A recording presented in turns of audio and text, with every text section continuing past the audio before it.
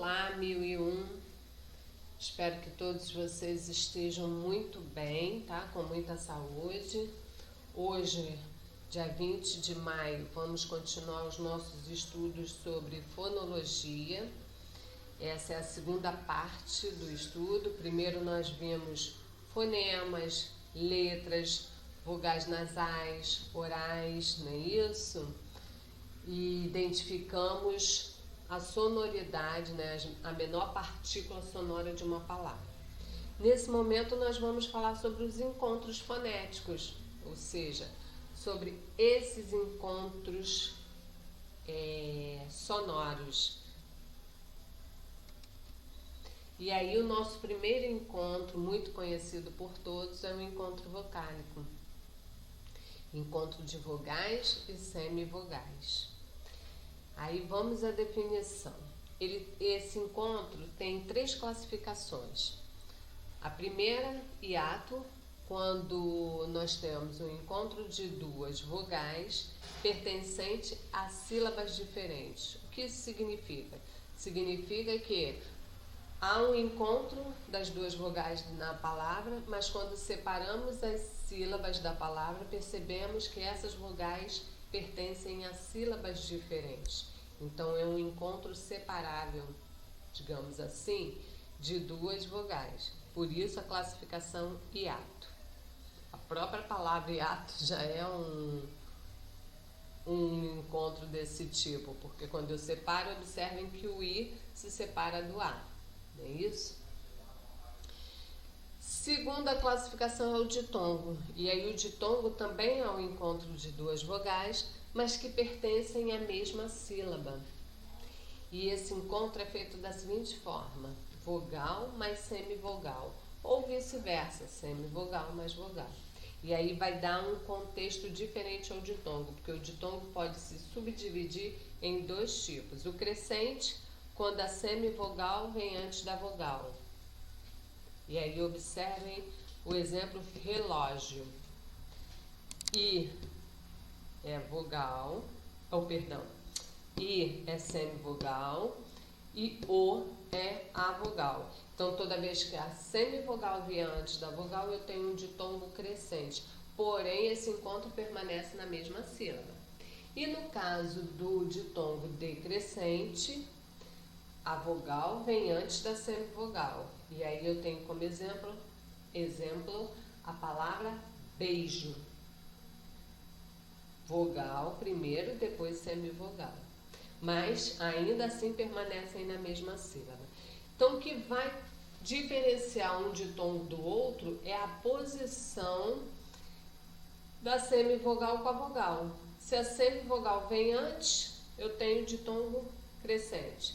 Se a semivogal vem depois, eu tenho ditongo decrescente. E o tritongo? O tritongo é o encontro de 3 vogais, mas na mesma sílaba, ok?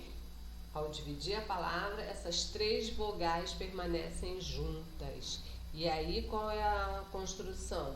Semivogal, vogal e semivogal. Na verdade, eu tenho um sanduíche de vogal, porque a única vogal é a que está entre as 2 semivogais.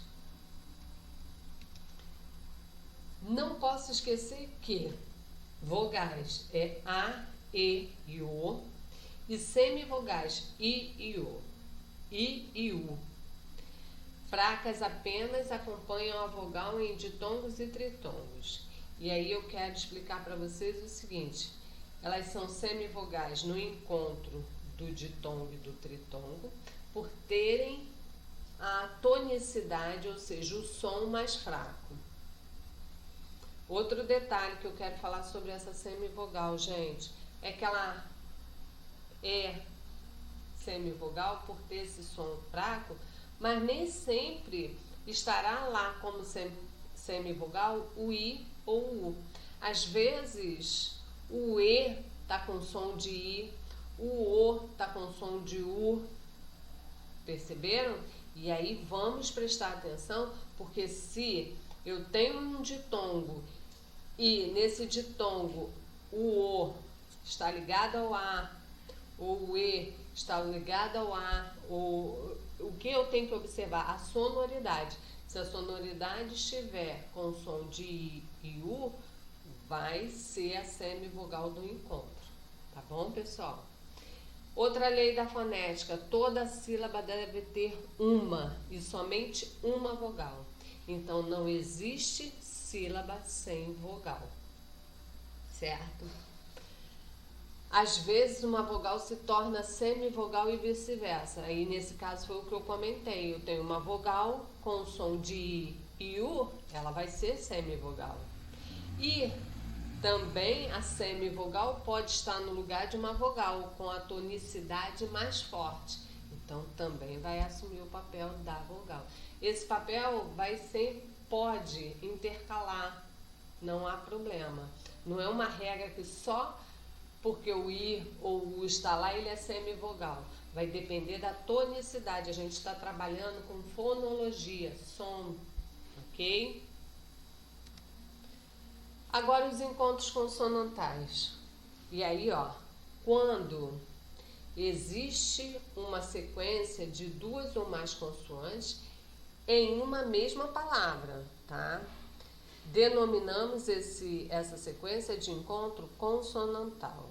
Mas lembrando que o encontro consonantal é quando eu pronuncio as duas consoantes. Elas estão juntas e o som delas são pronunciados ao falar a palavra. Lembrem-se disso. Encontro consonantal, as duas consoantes são pronunciadas.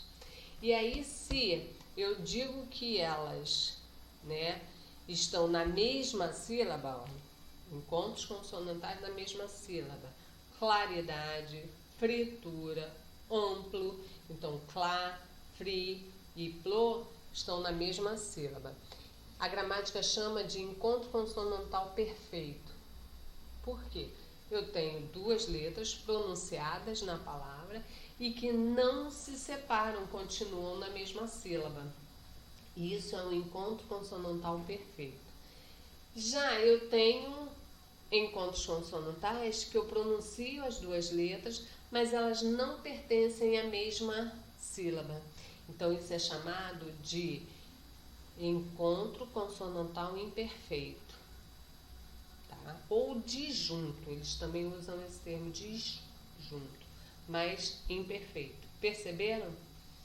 E aí, em contrapartida aos encontros consonantais, eu tenho os dígrafos, que são encontros de letras, ou seja, a junção de duas letras que emitem um único som.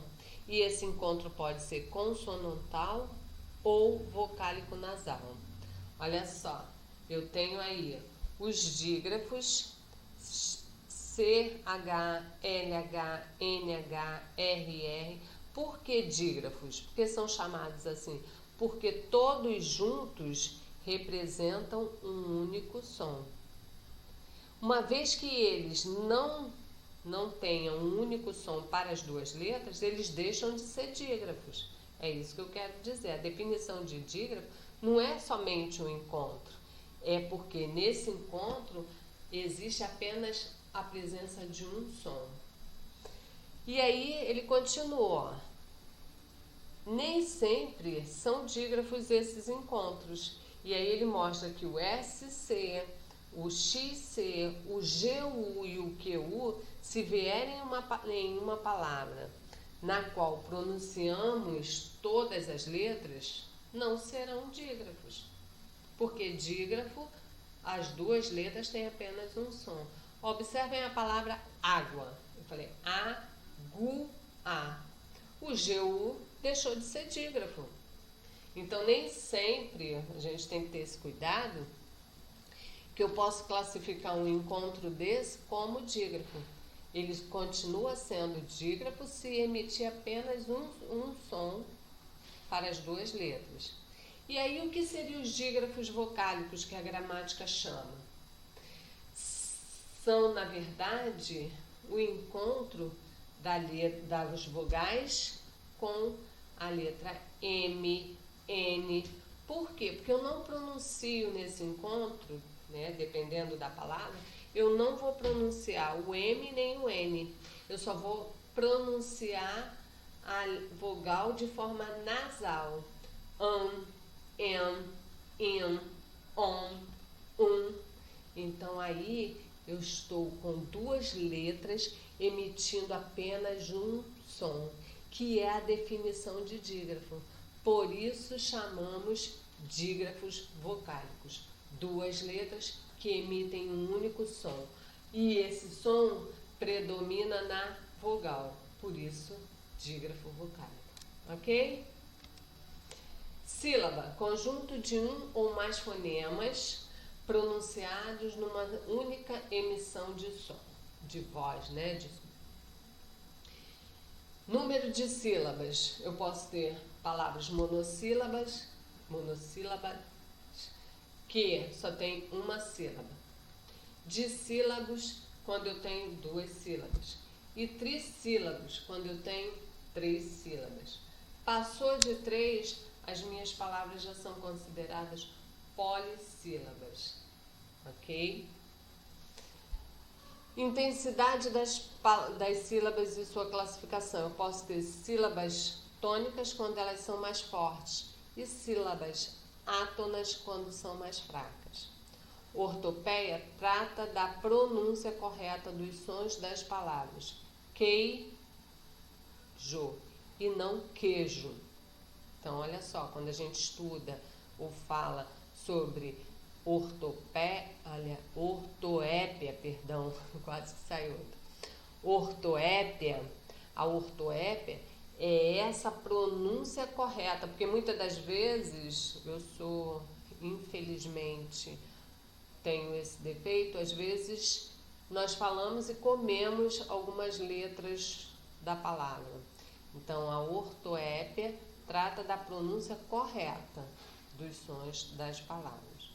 Já a prosódia trata da tonicidade da palavra.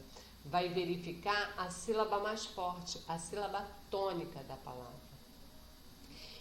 Encontro consonantal é a sequência de sons consonantais nas palavras. Então, eu vou pronunciar as duas letras no encontro. E aí foi o que eu falei, ó, ele pode ser disjunto, disjunto, impróprio ou imperfeito, quando esse encontro se separa. E aí o exemplo, a palavra apto, eu pronunciei o P e o T, mas eles é um encontro consonantal impróprio, imperfeito, porque eles pertencem a sílabas diferentes. E puro, próprio, perfeito, como eu falei, quando permanecem na mesma sílaba. Brasil. Ok? Bom, finalizados os nossos encontros, né, encontros fonéticos, nós vamos realizar as tarefas do livro. Como eu não tinha, sugerido nenhuma atividade do livro semana passada, e nós falamos sobre fonemas, letras, nós vamos agora unificar o estudo. Faremos as atividades das páginas de 139 a 152. Parece muita coisa, mas tem muita explicação. Há páginas que não tem atividade nenhuma, mas tem a leitura, para ser feita. Então, vocês não terão tanto trabalho quanto vocês imaginam. Mas tem que fazer a atividade para fixar, porque se não fizer os exercícios, não tem como internalizar o conteúdo. Tá bom, pessoal? Um beijo imenso, muita saúde, muita paz. Cuidem-se e sejam felizes.